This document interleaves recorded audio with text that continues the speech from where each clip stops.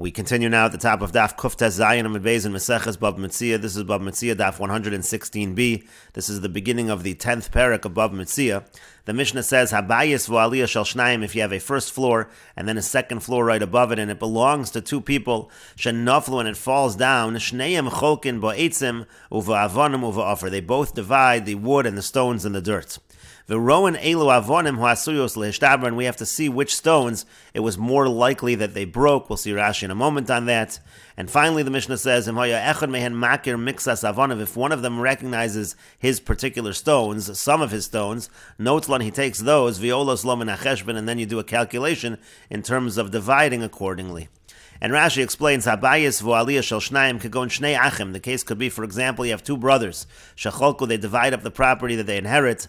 Echad natal bayis v'echad natal aliyah shel gabav. One of them takes the first floor, and one of them takes the second floor right above it. And Rashi continues, V'avonim shel chomas habayis min tikras habayis hatachtona shehi karkiyosa shel aliyah ulamala. All of the stones that are essentially above the first floor, all of the stones of the second floor, shel elyon, that belong to the person on the second floor. V'heimenu ulamata shel tachton, and then from there downward, that belongs to the person on the first floor.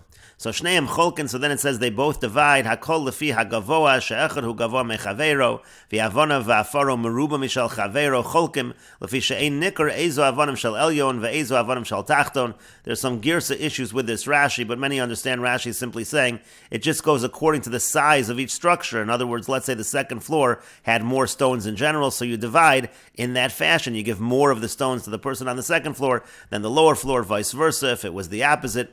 And Rashi continues, we have to see which stones were likely to break. Let's say one guy is claiming that the stones that didn't break are mine. The other one is saying, no, the stones that didn't break are mine. We have to see which ones are more likely to have broken. From the second floor or the first floor. Everything goes in terms of how the structure fell. If what happened was that the bottom walls essentially crumbled and everything fell, so then it's likely that it's the lower stones that broke. That's why everything fell. Let's say essentially the building tipped over and fell. Fell in that fashion. That would mean that the upper stones fell a long distance. Then it's likely that the upper ones are the ones that broke. Because they fell from a higher altitude. And it's the lower ones then that are complete, that haven't broken, because they fell from a lower place. And Rashi continues, Mixas Avonav, if one of them recognizes some of his stones, Vein Shlemos, and they are whole stones, they're not broken, so then he takes those, Ve'olos Lomen HaCheshbon, but you have to calculate against them, meaning Shechaveru Yikach HaCheros connect them. The other one should take other stones corresponding to what this person just took. Uve Gemara Mefarish Ma'yitol connect them. The Gemara will explain what exactly is he taking. Is he taking Shlemos or Shavuos? Is he taking whole ones, or is he taking broken ones? And the Gemara says, Midiktani Rowan, from the fact that the Mishnah says Rowan, meaning we look at the stones and try to determine which ones were the ones that broke and which ones were the ones that did not break. Mechlal di'ikal ameka malayo. That sounds like we're able to determine what exactly happened. I bechavsa nafel, I bechavta nafel. We're able to determine, did it all crumble from the bottom, as Rashi explained, or bechavta, did it essentially tip over? But ihachi, if so, if we're able to determine that, reisha amay cholkin. So why is it that we're dividing in the beginning of the Mishnah? That sounds like we're not able to determine. We should see bechavta nafel, if it fell bechavta aliyasa itvar. So then we know that the upper ones are the ones that broke, and bechavsa nafel, and if it fell because the bottom essentially crumbled, so tasyasa itvar. So then we know it's the bottom ones that are the broken ones. And the Gemara answers, lo no tzricha. It's necessary the nafel belayla. What happened in the beginning of the Mishnah is that it fell at night, but the Gemara then says v'lechsinu b'tzafra. Why don't we just check in the morning to determine how it fell? The Gemara says depaninu, it's been cleared away. But the Gemara still says v'lichsi man paninu. Why don't we just find the person who cleared it away? V'lashaila, we'll just ask that person. And the Gemara says depaninu b'nei rishos harabim. What happened was the people who were just in the public space, they're the ones that cleared it. V'yazlu the alma, and they already left.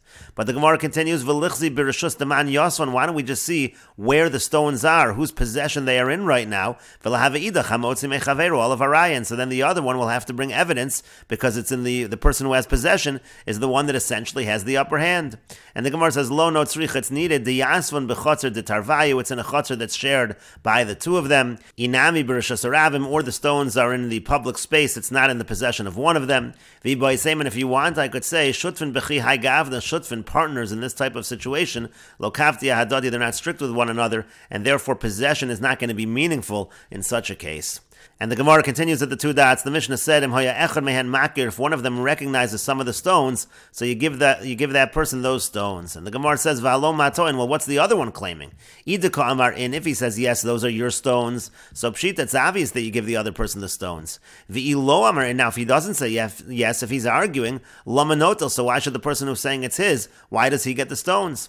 And so the Gemara instead says, rather, the case of the Mishnah must be that the other person is saying, I don't know. One of them is saying, I know that these stones are mine, and the other one is saying, I just don't know, and therefore it goes to the person who says that it's his. And the Gemara says, well, if that's the case of the Mishnah, that it's essentially one person is bari, one person is certain, and the other person is shema, the other person is a maybe, this would be a refutation of Rav Nachman's position. The Itmar, because it was stated the following machlokas amoraim on this issue of bari v'shema, mana li biyadcha v'halo omer eini yodei. If a person says, you owe me a money, and the other person says, I don't know, Rav Huna v'Rav Yehuda amri chayev. Rav Huna and Rav Yehuda say that the person does have to pay, because we say the bari wins, the person who is certain wins. Rav Nachman and Rav Yochanan amri pater, but Rav Nachman and Rav Yochanan, they say no, the person is pater, the person has possession, and therefore he doesn't have to give just because he's not certain and the other person is certain. You're not going to take the money away from him, meaning to say Rav Nachman and Rav Yochanan essentially are saying that bari v'shema, we don't necessarily say that bari adif, so why over here are we saying bari v'shema bari adif? And the Gemara answers, Kedamar Rav Nachman, the answer is like Rav Nachman said, Kegon sheyesh esek shvua beinein. The case could be that there is some kind of shvua that really needs to occur. We'll see the case in a moment. But the idea is that this person who's saying, I don't know, really he is obligated to take a shvua that he cannot take because he doesn't know. And in such a situation, if you're not able to take the shvua, then you do in fact have to pay. And that's why the stones go to the person who is certain. Hachanami here also, Kegon sheyesh esek shvua beinein. The case is that there's an oath that this person is supposed to take, and the Gemara explains the case. Hey chidami, what's the case? Hey chidami esek shvua, what's the case of esek shvua? Kedurava, it's like Rava says. The Yama Rava, because Rava says, Monali biyadcha, a person says, you owe me a money. V'halo omer ein lach biyadi ala chamishim. The person says, well, I admit to 50, so it's a case of moda b'mixas. V'hashar ein yodeh, but the rest I don't know. So really he's supposed to take a shvua on the rest, but he doesn't know about the rest, so he can't take a shvua, and so we say mitoch sheino yachol yishava yeshalim. Since he's not able to take the shvua, therefore he pays, and the same thing could be over here. They're arguing about some of the stones, he admits to some of them, he says he doesn't know about the others, so now he can't take the shvua that he is supposed to take, and that's why those stones end up going to the person who is certain. And the Gemara continues at the two dots. The Mishnah said, Violos lo min hacheshbon. If some of the stones that the person is certain about, he takes those stones, so then the other person should get stones corresponding to that. And the Gemara says, Sava Rava Lamema, Rava thought to say, Lafi Cheshbon Shavuras, that the other person is going to take broken stones corresponding to the amount of whole stones that the first person took. Meaning the first person was able to identify some of the whole stones that are his, and for each whole stone that he takes, the other person takes a broken stone. Alma, so then we see, Kevan Damar Eini Yodeya Reyatve, since he said, I don't know, so he essentially has the worst position over here. He ends up with a bunch of broken stones. The other person gets the whole stones. But the Gemara continues, Amar Le Abaya, Abaya said back to him, Adrab, on the contrary, Hareyatve, the person who is claiming that he knows about some of the stones, he should be in the worst position. Midahani Yadat Tvelo Yada, from the fact that he knew about these, but he didn't know the others, so Su Leslie, so maybe we should determine that all the rest of them don't belong to him. If this person was able to identify some stones that were his, and then he wasn't able to identify the others, doesn't that essentially show that those other stones belong to the other person? V'idach kulu dehechninu, and therefore we can assume that all the rest of the stones belong to this other individual. Elamar Abaya, rather Abaya says, Lafi cheshbon shleimus, what actually happens is this person identified a bunch of stones that he took for himself, and therefore the other person is going to get that same amount, a corresponding number, that same amount of whole stones that the first person took. But the Gemara continues, if so, what did it help him to identify certain stones? Because he ended up giving the same number of whole stones to the other person. And the Gemara gives two possible answers. Lemilben or Ravcha, could be you have wider stones, essentially wider bricks. You might have some that were made from a wider mold, and therefore he's able to get whole stones that are larger than the other person. That's what helped that he identified his. Inami, or you could say Tina Demabda, it might be higher quality clay that was used in the bricks, essentially higher quality bricks that he's identifying.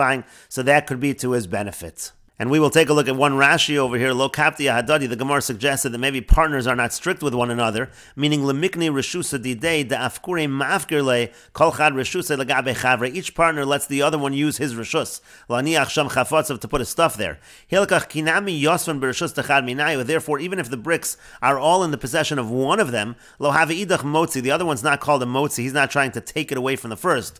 To reshusa dahai nami yasvi. It's considered really to be in both of their possession. Because they're not strict with one another in terms of lending each other space. And the Gemara continues with the Mishnah, Habayis va'ali, if you have a lower floor and an upper floor, in this case the person on the lower floor is the owner and the person on the upper floor is a renter. Nivchas haliyah, if the upper floor breaks, vein bal habayis rotzel asakin, and the owner, he doesn't want to fix it. Hare bal haliyah, the person who lives in the upper floor, the renter, yored vidar lamata, he comes down and lives in the bottom floor, ad sheyasakin lo asaliyah, until the upper floor is fixed. Rav Yossi says, Hatachton nosen es hatzikra, the person on the bottom has to provide the ceiling, essentially has to provide the beams. Ve'o'elyon es ha'ma'aziva, but the person who's on the upper floor needs to provide the plaster. Rashi says, Habayis v'aliyah v'nifchas v'aliyah goras, that's the proper text. V'lo goras hacha shel shnayim, here you do not have a text that it belongs to the both of them, because it doesn't belong to the both of them. To habesocher koi kedamar b'gemara, because we're talking here about a renter, as the Gemara will say. Ve'en balabayis masker, the balabayis here refers to the maskir, the one who's renting it out. Ma'aziva refers to tiach shel tit shenosnin, al hatikra refers to the plaster. Shekorin ashterich v'domalo b'mikra vayazvu Yerushalayim b'sefer Ezra. Over Gemara mefarish pluksayu, Rashi says that in the Gemara it will explain what the machlokas tanoim here is in the Mishnah. And the Gemara says, Nivchasa bekama, how much of the upper floor broke? Rav Amar Beruba, Rav says that the case in the Mishnah is that the majority of the upper floor broke. Ushmuel Amar, and Shmuel says, Biarba, it's just 4 tzvachim by 4 tzvachim that broke. And the Gemara explains, Rav Amar Beruba, Rav says the majority broke, Avol Biarba, but let's say it's just a small amount that broke, just 4 tzvachim, low, so then we would not say that he moves downstairs, because Adam dar chetzi lamata v'chetzi lamala, a person can live somewhat on the lower floor and somewhat on the upper floor, meaning there's a small amount of space that is unusable, so therefore, let's say he can't put a vessel down on the upper floor, he'll put it on the lower floor. There's nothing wrong with saying that you continue to live on the upper floor, but you'll use just a little space down here corresponding to what was broken upstairs. Shmuel Amar, and Shmuel says, Biarba, we're talking even about a situation where it's just 4 tzvachim that broke, because ein adam dar chetzi lamata v'chetzi lamala. A person doesn't live partially downstairs and partially upstairs, and so therefore you can't ask the person to move some vessels downstairs, rather you have to give him living space downstairs, even if it was just 4 by 4 tzvachim that broke. And the Gemara continues, Hechidami, well, what exactly is the case in the Mishnah? Id Amar Aliyazu, let's say the person said that you're going to live in this particular upper floor, so Azda, so that upper floor is gone, it's broken, why does he need to provide something else? Ela Damar Le Aliyah Stam, but then you'll say, he says, no, you're going to live in an upper floor, so Logar Le Achrisi, so then he should be responsible to provide him with another. And Rashi explains, Azda, again, if he said you're going to live in this particular upper floor, so then it's gone. Mazolo Gorimlo, that's his bad fortune.